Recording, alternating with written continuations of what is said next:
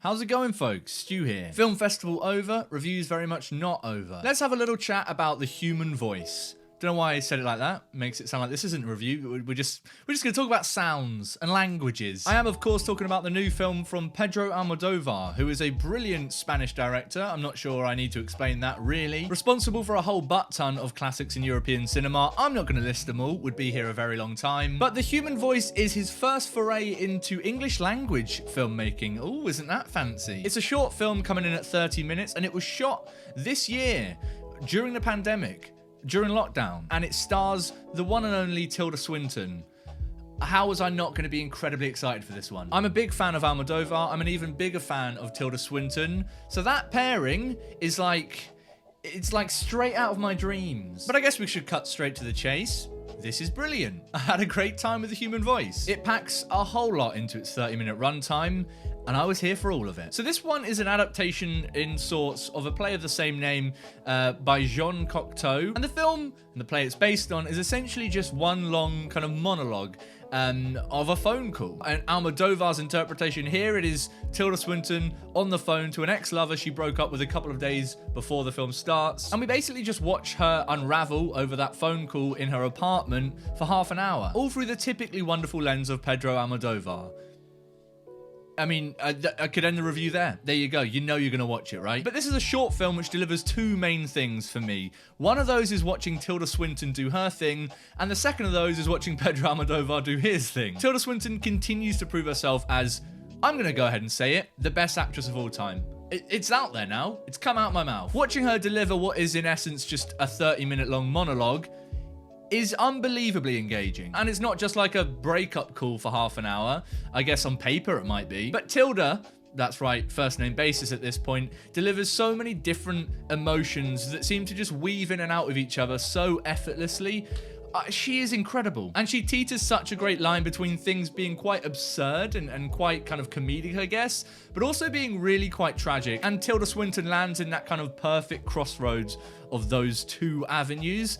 And it is just amazing to watch. I could have watched it for hours, to be honest. But it, of course, helps a lot that that performance just happens to be through the lens of Almodóvar. And this short film, even though it's obviously much shorter than all of his feature films before this, packs pretty much everything you've come to expect from Almodóvar into it. And it does it all brilliantly. It's got his typical sort of production style and look, very vivid colors. And in the tone and delivery of the story on screen, it can feel very melodramatic, which, if you've never seen an Almodóvar film, might at first feel a little bit strange. But that's what's always been so great about Almodóvar as a filmmaker, is that he really does dance that line between melodramatic and actually quite affecting really, really well. And it ties really well into the sides of Tilda's performance, which, as I said, sort of dance between sometimes feeling quite funny and sometimes feeling quite sad and tragic. Almodóvar at this point just nails that tone perfectly.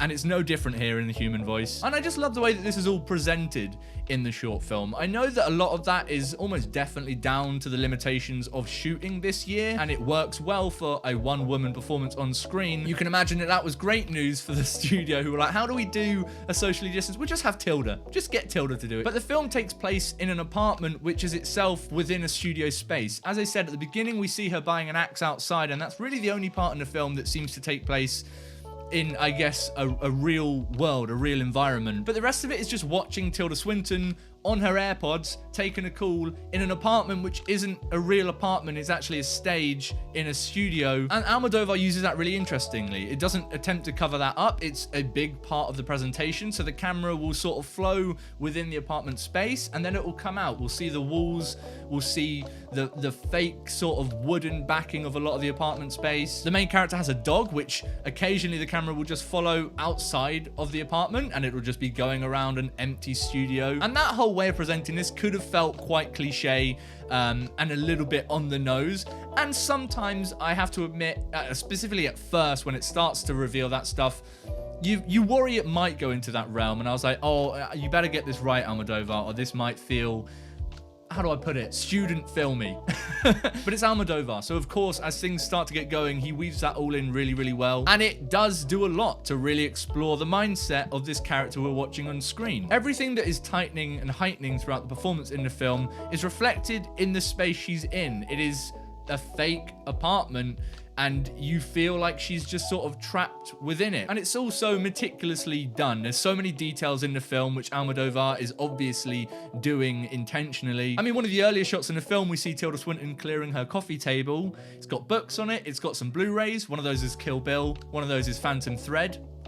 I died a little bit inside. Amazing choices. But obviously, they didn't just accidentally fall from the sky onto the coffee table. Almodóvar picked those films, and it's little details like that which mean something in the context of the mental space of the character we're watching. And I think that's going to make it a really rewatchable short film. I mean, obviously it helps that it is a 30-minute long feature, but I think there's going to be so many little elements to this performance and to the bits in the set and the production that are going to jump out on future watches, and that makes me excited to jump back in. It was just a really brilliant, interesting half hour from a filmmaker who clearly has a lot to bring to this story, but also from an actress who is delivering some of her best work in a long time. The human voice did not disappoint me. It was cracking. I think it's getting a cinema release in a few different territories, certainly over here in the UK, I believe, at the end of the year, but I definitely do recommend checking it out. It's not a tough watch. It's a half hour, and it'll do something for you, hopefully. But what about you guys? Did you manage to check out The Human Voice, or are you excited to see it? Let me know what you thought about it down in the comments below. If you enjoyed this review and you do want to see me talk about more shit, I've got a whole bunch more thoughts coming from films I saw at the festival, rolling out in the next few weeks. Make sure you subscribe so you don't miss any more of those as they do drop on the channel. But until next time, stay beautiful, stay safe, and do not approach Tilda Swinton if she's got AirPods in her ears and an axe in her hand, is what we have learned from today's lesson.